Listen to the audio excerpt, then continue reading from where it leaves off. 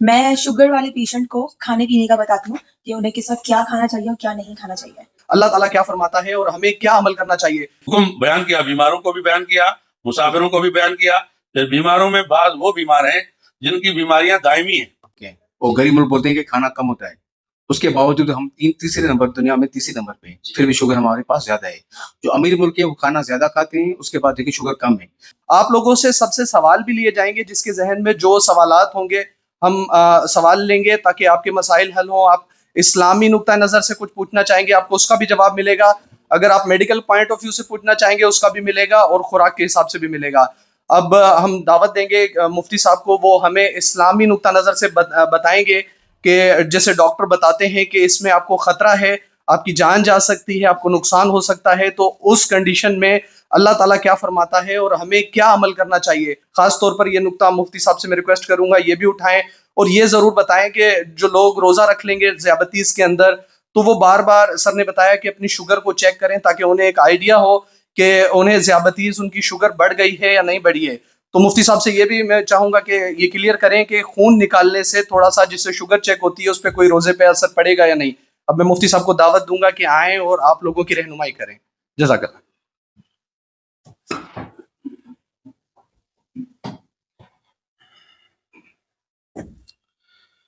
بسم اللہ الرحمن الرحیم۔ شہر رمضان الذی انزل فیہ القرآن وقال اللہ تبارک وتعالی فمن شہد منکم الشہر فلیصمہ ومن کان مریضا او علی سفر فعدۃ من ایام اخر وعلی الذین یطیقونہ فدیۃ طعام مسکین۔ صدق اللہ و صدق رسولہ النبی الکریم۔ میرے تمام قابل احترام بھائیوں اور میری قابل احترام بہنوں، اللہ تبارک و تعالیٰ کا لاکھ لاکھ شکر ہے کہ اللہ رب العزت نے ہمیں انسان بنایا، اور انسان کے ساتھ ساتھ اللہ رب العزت نے ہمیں اپنے آخری نبی، سچے نبی، اللہ کے پیارے نبی حضرت محمد صلی اللہ علیہ وسلم کے امت میں سے بنایا، اور ان کی برکت سے اللہ نے ہمیں قرآن کریم جیسا عظیم کتاب اور دین اسلام مرحمت فرمایا۔ میرے قابل احترام بھائیوں اور بہنوں، قرآن کریم کے اندر اللہ رب العزت نے فرمایا ہے کہ اسلام دین فطرت ہے، یعنی اسلام اور انسان یہ دونوں ایک ہی، سمجھ لو کہ اللہ کے بنائے ہوئے ہیں۔ انسان کو بھی اللہ نے بنایا اور دین بھی اللہ نے بھیجا، اور ان دونوں کی آپس میں کہیں بھی اختلاف نہیں ہے، بلکہ یہ دونوں ایک دوسرے کی تائید کرتے ہیں۔ جہاں انسانیت ہے وہاں اس کے لیے سب سے اعلیٰ زیور اسلام ہے، جہاں اسلام ہے اس کے لیے سب سے اعلیٰ مخلوق اللہ نے انسان کو چنا ہے۔ فرمایا فطرت اللہ التی فطر الناس علیہا، یہ اللہ کی تخلیق ہے کہ اللہ نے اس فطرت پر لوگوں کو پیدا کیا ہے۔ تو میرے قابل احترام بھائی اور بہنوں، دین اسلام دین فطرت ہے۔ اللہ رب العزت نے جہاں ہم کو پیدا کیا ہے وہاں ہمارے سارے حالات کو جانتے ہیں، ہمارے رزق کو پیدا کیا، ہماری روزی کو پیدا کیا، ہماری سہولتوں کو پیدا کیا، ہمارے لیے ساری چیزوں کو نفع مند بنایا، اور اس سے ہم نفع حاصل کرتے ہیں۔ سورج ہمارے لیے، روشنی ہمارے لیے، چاند ہمارے لیے، ستارے ہمارے لیے، زمین ہمارے لیے، یہ محلات آسمان زمین ساری کائنات ہمارے لیے۔ تو میرے قابل احترام دوستو، اس اللہ سے یہ کیسے ہو سکتا ہے کہ جو انسان کو بناتا بھی ہے، اور وہ اللہ تبارک و تعالی انسان کے تخلیق کا ذمہ دار بھی ہے، اس کے رزق کا ذمہ دار بھی ہے، اور اس کے لیے احکام کم بھیجے، ناقص بھیجے، جو اس کے ساری زندگی میں ہر حالت میں اس کو فائدہ دینے والے نہ ہوں، یہ نہیں ہو سکتا۔ اللہ کو معلوم تھا کہ یہ انسان صحت مند بھی رہے گا، یہ بیمار بھی رہے گا۔ اللہ کو معلوم تھا کہ یہ بچہ بھی ہوگا، یہ بڑا بھی ہوگا۔ اللہ کو معلوم تھا کہ اس میں مرد بھی ہوں گے، عورتیں بھی ہوں گی۔ اللہ تبارک و تعالیٰ کو معلوم تھا کہ اس میں بوڑھے بھی ہوں گے، بوڑھیاں بھی ہوں گی۔ اللہ نے اس نظام کو ایسا نظام بنایا ہے جو ہر وقت ہر انسان کے لیے رہنمائی کا ذریعہ ہے۔ جو آیت میں نے پڑھی، ڈاکٹر صاحب نے بھی اس کا حوالہ دیا کہ اس آیت کے اندر اللہ نے رمضان کے روزوں کو فرض کیا ہے۔ فرمایا کہ فمن شہد منکم الشہر فلیصم، جس پر رمضان کا مہینہ آ جائے وہ رمضان کے روزے رکھے۔ لیکن اللہ جانتے تھے کہ اس میں بیمار بھی ہوں گے، اس میں مسافر بھی ہوں گے، اس میں عورتیں بھی ہوں گی، عورتوں کا وہ زمانہ بھی ہوگا جس میں وہ روزے رکھنے کے قابل نہیں ہوتی، تو ان کے اللہ نے احکام بیان کیے۔ فرمایا فمن کان منکم مریضا، جو تم میں سے بیمار ہے، او علی سفر، یا سفر پر ہے، فعدۃ من ایام اخر، تو وہ ان دنوں میں رمضان کے روزے نہ رکھے جن دنوں میں بیمار ہے۔ جب اللہ اس کو صحت دے تو پھر وہ گنتی کر کے اتنے دن دوبارہ روزے رکھے، یعنی قضا کرے۔ اسی طرح او علی سفر، جو سفر پر ہے، مسافر ہے، روزے رکھنے میں مشقت ہے، تو فرمایا وہ بھی روزے ان دنوں میں نہ رکھے، اس کو اجازت ہے، اور بعد میں ان روزوں کی قضا کرے۔ فعدۃ من ایام اخر، بعد میں ان دنوں کی اتنے ہی دن جتنے رہ گئے تھے اتنے رمضان کے روزے رکھے۔ حکم بیان کیا، بیماروں کو بھی بیان کیا، مسافروں کو بھی بیان کیا۔ پھر بیماروں میں بعض وہ بیمار ہیں جن کی بیماریاں دائمی ہیں، ظاہری اعتبار سے بڑھاپے کو پہنچے ہیں، شدید تکلیف ہے، اب بظاہر ان حضرات کا صحت مند ہونا مشکل ہے زندگی میں، ظاہری اسباب کے اعتبار سے، اگرچہ اللہ ہر چیز پر قادر ہے۔ تو ان کے لیے فرمایا وعلی الذین یطیقونہ فدیۃ طعام مسکین، جو رمضان کے روزے کی طاقت نہیں رکھتے وہ ایک مسکین کو کھانا کھلایا کریں، یعنی ان کے لیے فدیہ، اس کو ہمارے عربی زبان میں کہتے ہیں فدیہ۔ قرآن نے بھی فدیہ بیان کیا اور ساتھ ساتھ اس کی تشریح کی کہ فدیہ کیا ہوگا، طعام مسکین، ایک مسکین کا کھانا کھلانا ہوگا، یعنی 2 ٹائم اس مسکین کو کھانا کھلایا جائے۔ تو اس آیت سے یہ بات واضح ہو رہی ہے کہ جس خالق نے انسان کو پیدا کیا، جس خالق نے انسان پر روزے فرض کر دیے، جس نے دین اسلام بھیجا اور مسلمانوں کو احکام دیے، اس کو یہ معلوم تھا کہ بیمار بھی ہوں گے، اور اس کو یہ معلوم تھا کہ مسافر بھی ہوں گے، اس کو یہ معلوم تھا کہ وہ بوڑھے اور کمزور لوگ بھی ہوں گے جو روزے زندگی بھر ابھی نہیں رکھ سکیں گے، یا بچے ہوں گے یا مجنون ہوں گے، تو ان لوگوں کے لیے احکام بھی اللہ نے ارشاد فرمائے۔ تو یہی صورت ہے۔ اب مسئلہ یہ ہے کہ ہم بیماری تو اکثر لوگوں کو تھوڑی بہت ہوتی ہے، کسی کو سر میں درد ہے، کسی کو ہلکا پھلکا بخار ہے، کسی کو کوئی پھوڑا پھنسی ہے، سب چیزوں کا نام بیماری ہے، مگر اس بیماری کی تشخیص کرنا کہ کون سی بیماری روزے رکھنے میں مضر ثابت ہو سکتی ہے، نقصان دہ ثابت ہو سکتی ہے، جس سے صحت پر بہت زیادہ مضر اثر پڑے، یا اس کے لیے اور بہت ساری بیماری جنم لے، یا اس آدمی کی ہلاکت کا ذریعہ بنے، اس کے لیے اللہ نے علم طب کو نازل کیا۔ چنانچہ جو علم طب ہے، جس کے لیے ڈاکٹر حضرات بیٹھے ہوئے، یہ بھی اللہ کا نازل کردہ ایک سمجھو کہ علم ہے، اور قرآن کریم میں اس کا بھی ذکر ہے، اور رسول اکرم صلی اللہ علیہ وسلم کی احادیثوں میں یہ باقاعدہ ایک کتاب کی صورت میں موجود ہے۔ قرآن کریم میں سورۃ لقمان ہے۔ لقمان اس زمانے میں بڑے حکیم تھے۔ وَلَقَدْ آتَيْنَا لقمان الحکمہ، اللہ نے فرمایا میں نے لقمان کو حکمت دی۔ اور رسول اکرم صلی اللہ علیہ وسلم کے لیے ابراہیم علیہ السلام نے جو دعا کی، اس دعا میں یہی تھا کہ ربنا وابعث فیہم رسولا من انفسہم، اے اللہ ان مکے والوں کے پاس اور اس امت کے لیے ایک رسول بھیجنا جو انہی میں سے ہو، یتلو علیہم آیاتک، وہ آپ کی آیتیں تلاوت کرے گا، ویعلمہم الکتاب والحکمہ، ان کو قرآن بھی سکھائے گا، حکمت بھی سکھائے گا۔ معلوم ہوا کہ یہ دین جو ہمارا اسلام ہے وہ روحانی، یہ جو قرآن کریم ہے، علوم ہے، علوم دینیہ ان پر بھی مشتمل ہے، اور جو علوم حکمت ہے ان پر بھی مشتمل ہے۔ چنانچہ بخاری شریف میں جلد نمبر 2 میں کتاب الطب عن رسول اللہ صلی اللہ علیہ وسلم ایک بہت بڑی کتاب ہے، بخاری کا حصہ ہے، اس کا سپارہ ہے کہ اس کے اندر رسول اکرم صلی اللہ علیہ وسلم نے امراض کے علاج بیان کیے ہیں کہ فلاں بیماری کے لیے فلاں چیز کو استعمال کرو۔ جیسے فرمایا کہ کھمبی یہ آنکھوں کی بیماری کے لیے شفا ہے، فرمایا کہ حبت السودا یعنی کلونجی یہ تمام بیماریوں کے لیے شفا ہے، فرمایا کہ سنا مکی تمام بیماریوں کے لیے، موت کے علاوہ سب بیماریوں کے لیے شفا ہے، اور اسی طرح اور بھی بہت سارے آپ نے حکمت میں بیان فرمائے کہ یہ کھاؤ یہ فلاں مرض کے لیے، یہ کھاؤ یہ فلاں مرض کے لیے۔ بچوں کے امراض کو بیان کیا کہ یہ بچوں کے امراض کے لیے یہ چیزیں کھاؤ۔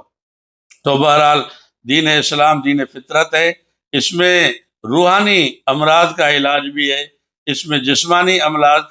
کا علاج بھی ہے، اس میں تلاوت آیات بھی ہے، اور ساتھ ساتھ اس میں حکمت بھی ہے۔ تو معلوم ہوا کہ حکمت اور یہ اسلام یہ آپس میں ایک دوسرے کا حصہ ہیں۔ اب رہا یہ مسئلہ کہ روزہ بلا شبہ فرض ہے اسلام کے اندر، اور اسلام کی جو بنیادیں ہیں، بخاری شریف کی حدیث نمبر 8 ہے، شروع سے لے کر 8ویں جو حدیث ہے، اس حدیث کے اندر عبداللہ بن عمر رضی اللہ عنہ فرماتے ہیں کہ رسول اللہ نے فرمایا بنی الاسلام علی خمس، اسلام کی 5 چیزوں پر بنیاد رکھی گئی ہے۔ سب سے پہلے کلمہ ہے شہادت اللہ الہ الا اللہ وان محمد رسول اللہ، و اقام الصلاۃ نماز قائم کرنا، و ایتاء الزکوٰۃ زکوٰۃ دینا، و صیام رمضان اور رمضان کے روزے رکھنا، و حج البیت اور بیت اللہ کا حج کرنا۔ اسلام کی 5 چیزوں پر بنیاد ہے، 5 اسلام کے ستون ہیں۔ جیسے یہ چھت ستونوں پر کھڑی ہے، ایسے ہی اسلام کی یہ چھت سارے کی ساری ان 5 ستونوں پہ کھڑی، ان میں سے ایک روزہ ہے۔ اب یہ تعین کرنا کہ آیا روزہ فرض تو ہو گیا، لیکن یہ خطاب آپ نے خود سنا کہ یہ مریضوں کو نہیں ہے، یہ بیمار مسافروں کو نہیں ہے، یہ بچوں کو نہیں ہے، یہ ان لوگوں کو ہے جن کو اللہ نے سب سے پہلے یعنی وہ عاقل بالغ ہے، عقل مند ہے، مجنون نہیں ہے، اور وہ بالغ ہیں، بچے نہیں ہیں، وہ بیمار نہیں ہیں، اور بیماری کی ایک مقدار ہے جو ڈاکٹر صاحبان بتائیں گے، اور وہ مسافر نہیں ہیں، اور اسی طرح وہ حمل والی عورت ہے جس میں بچے کو نقصان ہو سکتا ہے وہ نہ ہو، اور اسی طرح وہ یعنی عورت جس کا بچہ ابھی دودھ پی رہا ہے اور ماں کا دودھ اس کو دیا جا رہا ہے، اس کے لیے مسائل ہیں، اس کے لیے نہیں ہے، ان کے لیے حکم ہے کہ وہ بعد میں اتنے دن گنتی کر کے قضا کریں۔ بچے کے لیے کوئی روزہ نہیں ہے،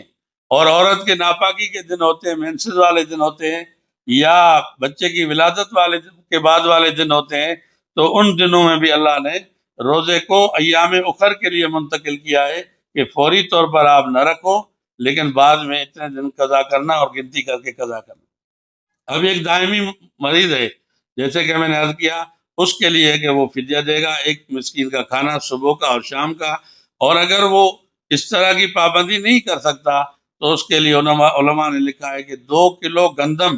وہ ہر روزے کی طرف سے دے دے، یہ اس کا ایک مسکین کا کھانا ہوگا، صبح کا بھی شام کا بھی، تو یا اس کی قیمت ادا کرے۔ تو یہ ہے رمضان شریف کے اس کے احکام۔ اب رہا یہ مسئلہ کہ بیماری بہت ساری ہیں، ان میں سے یہ بیماری جو ہے ذیابیطس، اور جس کو ہم شوگر کہتے ہیں، عربی میں اس کو ذیابیطس کہا جاتا ہے، تو یہ بیماری عام طور سے اس کے لیے آگاہی کا پروگرام اس لیے رکھا جاتا ہے کہ بہت ساری بیماریاں ہیں وہ خود ہی بتا دیتی ہیں کہ بھائی میں بیماری آ گئی ہوں، لہذا اب آپ کو میں نے بسترے پر ڈال دیا ہے، لہذا اب نہ روزے رکھنے کے آپ قابل ہیں، نہ رکھ سکیں گے، نہ پوچھنے کی آپ کو ضرورت ہے۔ تو عام طور سے ایسی بیماریاں بڑے بڑے امراض ہوتے ہیں، اللہ ہم سب کو بچائے، تو اس کے لیے ہر آدمی سمجھتا ہے کہ اب میں روزہ نہیں رکھ سکتا، میں کمزور ہو گیا ہوں۔ لیکن شوگر ایسی بیماری ہے کہ وہ آپ کو بتائے گی نہیں، آپ سمجھیں گے میں تو بالکل صحت مند ہوں، لیکن جب آپ ٹیسٹ کریں گے تو آپ کو احساس ہوگا کہ شوگر تو 300 400 اور بہت زیادہ اوپر ہو گئی ہے، پہنچ گئی ادھر، لیکن آپ پھر بھی اپنے آپ کو صحت مند سمجھتے ہیں۔ تو ایسی صورت کے اندر آپ کا جسم اگرچہ آپ کو ظاہر میں نہیں بتائے گا، ٹیسٹ کے بعد بتائے گا، مگر آپ کے لیے اللہ نے حکم پہلے سے ہی نازل کیا ہے کہ آپ روزہ اگر ڈاکٹر صاحب کے کہنے کے مطابق، جیسے ڈاکٹر صاحب نے تشریح کر لی کہ بعض وہ مریض ہیں جو روزہ رکھ سکتے ہیں، ابھی ابتدائی مراحل میں شوگر ہے یا بارڈر لائن پر ہے یا تھوڑی بہت ہے اور کنٹرول میں ہے تو ڈاکٹر صاحب نے فرمایا کہ وہ واقعی یعنی صحت مند لوگ شمار ہوں گے، ہمارے بیمار نہیں ہیں جن کی کنٹرول ہے، اور جو کنٹرول سے باہر ہیں وہ بیمار ہیں، ان کے لیے حکم شرعی یہی ہے کہ اگر وہ روزہ رکھتے ہیں تو میں نے عرض کیا کہ اللہ کا دین چونکہ دین فطرت ہے، لہذا اس آدمی نے فطرت کے خلاف کیا۔ دین فطرت تو یہ کہہ رہا تھا کہ میں نے مریض کو مہلت دی ہے، میں نے مسافر کو مہلت دی ہے کہ وہ فی الحال نہ رکھے، جب اللہ صحت دے دے تو پھر رکھے، اللہ سے نا امیدی نہیں ہوتی، ہو سکتا ہے آپ کی شوگر بالکل ختم ہو جائے اور پھر آپ رکھ لینا، قضا کر لینا، لیکن شوگر کے اتنے اسٹیج کے بعد کہ بہت زیادہ اسٹیج ہے، ڈاکٹر صاحب اس کو منع کر دیتے ہیں اور مہلک کرا دیتے ہیں، تو ایسی صورت میں روزہ رکھنا سخت نقصان دہ اور شریعت کی طرف سے بھی یہ منع ہے۔ حکم بالکل میں واضح بتا رہا ہوں کہ ایسی صورت میں یا تو اگر دائمی مرض ہے تو فدیہ دے دیں، اور یہ دل میں ارادہ رکھے جب صحت مند ہو جاؤں گا تو میں روزے بھی رکھوں گا، فی الحال فدیہ بھی دے رہا ہوں، اور اگر وہ مرض تھوڑا بہت ہے تو پھر اس کے لیے یہ ہے کہ فی الحال فدیہ دے دے، اور بعد میں اللہ تبارک و تعالیٰ جب طاقت دے دے تو پھر وہ قضا کر لے۔ تو اللہ کا دین آسان ہے، اس میں اپنا نقصان نہ کریں، اور اس میں ڈاکٹروں کے مشورے سے رہیں، اور ڈاکٹر ہی آپ کو اس کی مقدار اور اس کا علاج، اور جیسے کہ ڈاکٹر صاحب نے سحری افطاری کے طریقہ کار بیان کیے کہ اس کے اعتدال کے ساتھ، کیونکہ ہمارا دین اسلام دین اعتدال ہے۔ اب رہا یہ مسئلہ کہ آپ حضرات میں سے دل کے مریض بھی ہوتے ہیں بعض لوگ، اسی طرح بعض لوگ جو ہے وہ اور بیماریوں کے بھی مریض ہوتے ہیں، تو ان لوگوں کے لیے بھی شرعی یہی حکم ہے کہ روزہ اگر ڈاکٹر نے منع کیا ہے، ڈاکٹر نیکوکار ہے، ٹیسٹوں کے نقطۂ نگاہ سے اس نے منع کیا کہ روزہ نقصان دے گا، جیسے کہ میرا دوست ہے، اس نے مجھے خود بتایا کہ آج سے تقریباً 40 سال پہلے میرے والد صاحب مجھے لے کر گئے تھے ڈاکٹر ادیب رضوی صاحب جو گردوں کے ماہر ہیں اور SIUT کے بڑے ڈاکٹر ہیں، انچارج ہیں اس کے، یعنی صدر ہیں اس کے، ان کے بعد لے گئے تو انہوں نے مجھے حالات کو دیکھ کر ٹیسٹ کر کے کہا میرے والد صاحب کو کہ بھائی اس کو زندگی بھر روزے نہیں رکھوانا، اگر روزے رکھواؤ گے تو اس کے گردے فیل ہو جائیں گے، اور وہ آج بھی بیمار رہتا ہے تھوڑا بہت، لیکن الحمدللہ آج بھی وہ چلتا پھرتا اور صحیح آدمی ہے، تقریباً اس کی عمر اس وقت 70 سال کے قریب ہے۔ تو میرے قابل احترام دوستوں، ڈاکٹر کے مشورے سے رہنے میں شریعت کے اوپر عمل کرنا بھی ہے، اور ساتھ ساتھ یہ کہ آپ کی صحت کی ضمانت بھی ہے۔ باقی یہ ایک الگ معاملہ ہے کہ ہر انسان کے جذبات اپنے ہوتے ہیں، اور اس جذبات کے تحت اگر کام کرتا ہے تو وہ کام شرعی کام نہیں ہوگا، شرعی کام وہ ہوگا جو اللہ اور اللہ کے رسول کی اطاعت میں کرے اور ان کے حکم میں کرے۔ اس کے ساتھ ساتھ اگر کوئی فتویٰ کی ضرورت ہو، مسئلہ پوچھنے کی ضرورت ہو تو میرا نمبر حاضر ہے، اسی توسط سے آپ کو نمبر بھی مل جائے گا، اور اگر آپ کو کوئی ڈاکٹر سے رجوع کرنا ہے تو ڈاکٹر صاحب بہن بھی حاضر ہیں، وہ آپ کو تمام شرعی سوالوں کا جواب میں دیتا ہوں، اور جو طبی سوالات ہیں ان کا جواب ڈاکٹر صاحبان آپ کو دے دیں گے۔ کسی بھائی نے کوئی شرعی مسئلہ پوچھنا ہے، کوئی بات پوچھنی ہے تو میں حاضر ہوں، کیونکہ میں ابھی کوئی کام ہے، ضرور جانا ہے مجھے۔ اچھا مفتی صاحب، ایک عرض یہ ہے کہ ڈاکٹر صاحب نے بتایا سر نے کہ بار بار وہ شوگر چیک کریں، خون نکالنے کا تھوڑا بتائیے گا کہ جو مریض خون نکالیں گے اس پہ کیا شرعی حکم ہے؟ ہاں، خون نکالنے کے بارے میں شرعی مسئلہ یہ ہے کہ خون نکالنے سے روزہ نہیں ٹوٹتا، خون نکالنے سے روزہ نہیں ٹوٹتا۔ اب اس کے بارے میں ایک حدیث شریف ہے، اس حدیث سے بہت سارے لوگ سمجھتے ہیں کہ روزہ ٹوٹ جاتا ہے، کہ حضور اکرم صلی اللہ علیہ وسلم ایک جگہ سے گزر رہے تھے تو ایک آدمی دوسرے آدمی کو، یہ سنگی اور پچنا کہتے ہیں اس کو، آج کل اس کو حجامہ بولتے ہیں، وہ لگا رہا تھا، تو آپ نے فرمایا کہ افطر الحاجم والمحجوم، جو سنگی لگا رہا ہے اس کا بھی روزہ ٹوٹ گیا، اور جو لگوا رہا ہے اس کا بھی ٹوٹ گیا۔ تو اس کے لیے علماء نے یہ حدیث بظاہر یہ بتا رہے کہ خون نکالنے سے روزہ ٹوٹ جائے گا، مگر اس حدیث کی تشریح علماء نے یہ کی ہے کہ وہ اس وقت کسی غیبت میں مبتلا تھے، یعنی سنگی بھی لگا رہا تھا اور ساتھ ساتھ وہ اس دوران اپنی باتیں بھی کر رہے تھے جو کسی آدمی کی برائی بیان کر رہے تھے، تو آپ نے فرمایا کہ بھائی اس برائی بیان کرنے سے ان کو روزے کا ثواب نہیں ملے گا، ان کا ایسے جیسے کہ روزہ نہ رکھا ہو یا ٹوٹ گیا ہو۔ تو شریعت اسلامیہ کے اندر روزہ رکھنے کے بعد غیبت کرنا، گلہ کرنا، کسی کو برا بھلا کہنا، کسی کے عیب اچھالنا، اس سے بھی روزے کی روحانیت نہیں رہتی، اور یہ وجہ ہے۔ اور بعض علماء نے فرمایا کہ اصل میں جس کا خون نکالا جائے تو کمزور ہو جائے گا، مجبور ہو جائے گا کھانے کے لیے، اور جو نکالتا ہے، پہلے زمانے میں منہ سے سنگی کو کھینچتے تھے تو اس سے بھی اس کے منہ میں چلا جائے گا تو روزہ ٹوٹ جائے، یعنی روزے ٹوٹنے کے یہ قریب آ گئے، یہ مطلب نہیں کہ روزہ ٹوٹ گیا، قریب آ گئے کہ ان کا آگے روزہ ٹوٹ سکتا ہے۔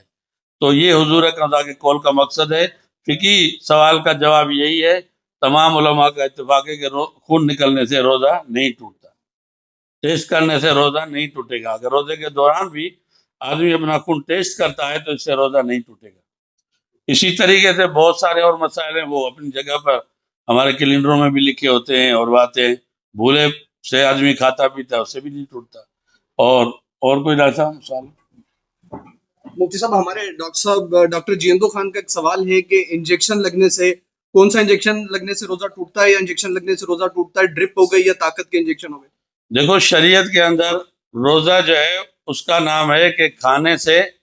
پینے سے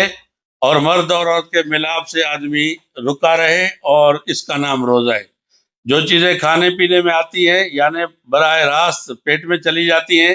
تو ان سے روزہ ٹوٹ جائے گا، جیسے منہ سے کچھ کھایا، نگلا، یا ناک کے ذریعے سے، چونکہ ناک کا جو راستہ ہے وہ گلے اور حلق کی طرف بھی جاتا ہے، اس کے ذریعے سے کوئی چیز اندر لے لی، دوائی لے لی یا کوئی اور چیز لی، اس سے بھی روزہ ٹوٹ جائے گا۔ لیکن انجیکشن کے ذریعے سے اگر کوئی گوشت میں انجیکشن لگتا ہے اس سے بھی روزہ نہیں ٹوٹتا، اور اگر رگ میں لگاتے ہیں تب بھی نہیں ٹوٹے گا، اور اگر ڈرپ لگاتے ہیں تب بھی روزہ نہیں ٹوٹے گا، کیونکہ یہ براہ راست پیٹ کے اندر کئی چیزیں نہیں جاتی، اور مسامات کے اندر، گوشت کے اندر جا کر پھر اگر ان کی کوئی چیز جاتی بھی ہے تو وہ براہ راست راستے سے نہیں جاتی، لہذا راستوں سے جانا پیٹ کے اندر یہ ضروری ہے۔ یہاں تک کہ اگر کوئی آدمی انجیکشن براہ راست معدے میں لگاتا ہے کہ معدے میں جا کر یہ دوائی پہنچ جائے یا پانی پہنچ جائے تو اس سے ٹوٹ جائے گا، لیکن اس کے علاوہ گوشت میں لگانے سے، رگ میں لگانے سے، ڈرپ لگانے سے نہیں ٹوٹتا۔ البتہ یہ عمل اگر اس وجہ سے کرتا ہے کہ ڈرپ لگاتا ہے کہ تاکہ میں تھوڑا سا کمزور ہو گیا ہوں اور پیٹ بھر جائے یا جسم کے اندر قوت آ جائے روزے کی، اور اس وجہ سے اگر لگاتا ہے تو یہ چونکہ اثر روزے کے مقصد کے خلاف ہے، لہذا اس سے روزہ مکروہ ہو جاتا ہے، لیکن ٹوٹتا پھر بھی نہیں۔ ڈرپ کے اس وجہ سے استعمال کرنا تاکہ روزے کی مجھے کمزوری حاصل نہ ہو جائے، روزے کے دوران لگا دے تو اس سے روزہ مکروہ ہو جاتا ہے، لیکن ٹوٹتا پھر بھی نہیں۔ ڈائریکٹ پیٹ میں لگانے سے ٹوٹے گا، منہ میں دوائی کھائے یا پانی پیے یا کوئی چیز بھی کھائے اس سے ٹوٹے گا، ناک میں دوائی ڈالتا ہے اس سے ٹوٹے گا، یہاں تک کہ کان میں دوائی ڈالنے سے بھی یعنی پانی ڈل جاتا ہے تب بھی روزہ نہیں ٹوٹتا، اور کان کے اندر اگر دوائی ڈالتا ہے تو اس میں اکثر علماء کا رجحان یہی ہے کہ انہوں نے سائنسی اعتبار سے بتایا ہے کہ اس طرف سے بھی کان میں دوائی ڈالنے سے بھی بعض مطلب گلے میں آ جاتی ہے کہ اس کے بھی راستے، کیونکہ کان، گلا، ناک ان کا ایک ہی ڈاکٹر ہوتا ہے، لہذا اس سے بھی روزہ ٹوٹ جاتا ہے، لیکن آنکھ میں سرما ڈالا، دوائی ڈالی، اس سے روزہ نہیں ٹوٹتا۔ اگر آپ کے کوئی سوال ہو جو حضرات یہاں بیٹھے ہوئے ہیں تو آپ مفتی صاحب سے پوچھ سکتے ہیں۔ آپ جی روزے سے جو آپ کا ٹیسٹ وغیرہ ہوگی اس میں فلیورز ہوتے جی ہاں، ہیں، یہ ہونی چاہیے یا نہیں؟ روزے کے دوران پیسٹ لگانا یہ مکروہ ہے، یعنی اگر اندر گلے میں چلی گئی تو روزہ ٹوٹ جائے گا، نہیں چلی گئی تو روزہ نہیں ٹوٹے گا، مگر یہ عمل شریعت میں پسند نہیں ہے، مکروہ کرا دیا گیا۔ البتہ مسواک لگانا چونکہ سنت ہے، لہذا مسواک لگانے سے روزہ نہیں ٹوٹتا۔ اور کسی بھائی نے سوال کرنا ہو تو بلا شبہ۔ کہ اس طرح سے نیل کا ہے تو وہ اگر سوکھا ہونا چاہیے یا اس کو دونوں صورتوں میں روزہ نہیں ٹوٹتا، سوکھا ہو یا گیلا ہو، اور مسواک کو سنت عمل کرا دیا گیا ہے، اور ہمارے دین کا محور اور دین کی جو بنیاد ہے وہ رسول اللہ صلی اللہ علیہ وسلم ہے، انہوں نے مسواک روزے کی حالت میں کیا ہے، لہذا ہم مسواک کے ہر عمل کو جائز قرار دیتے ہیں بشرطے کہ اس کے ریشے اندر نہ جائیں اور کلی کر کے آدمی باہر نکالے۔ اس کی مثال ایسے ہی سمجھیں جیسے آپ کلی کرتے ہیں، نماز کے لیے روزے کی حالت میں آپ کلی کرتے ہیں، منہ میں پانی جاتا ہے مگر اندر نہیں جاتا تو ہم کہتے ہیں روزہ نہیں ٹوٹے گا۔ مسواک پیسٹ بھی ہے یہ ہاں، وہ اسی کا ایک ہی حکم ہے، یعنی وہ پیسٹ والا ہی حکم ہے، مسواک کا حکم نہیں۔ اس کا نام مسواک پیسٹ رکھا ہے کیونکہ وہ پیلو سے بنائی ہوئی ہے۔ یہ ہمدرد والوں نے بھی بنائی ہے پیلو کے نام سے، اور انہوں نے بھی ڈاکٹر جو تھے اس کے بڑے، تو انہوں نے یہ بنائی تھی، اور یہ اس وجہ سے کہ رسول اکرم صلی اللہ علیہ وسلم نے پیلو کا ہمیشہ مسواک کیا ہے،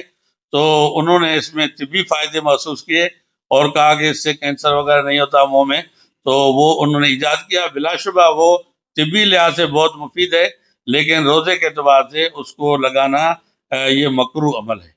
ناپسندیدہ عمل ہے۔ ٹھیک ہے، السلام علیکم ورحمۃ اللہ وبرکاتہ۔ بہت شکریہ مفتی صاحب، جزاک اللہ۔ مفتی محمد اکمل صاحب دارالعلوم کے انچارج ہیں، یہ موجود تھے اور آپ کو اسلامی نقطہ نظر سے انہوں نے جو ہے تعلیم دی ہے اور آپ کو بتایا ہے کہ روزے کس کنڈیشن میں رکھنے چاہیے، کن کو نہیں، اور ڈاکٹر کی بات پہ عمل کرنا چاہیے۔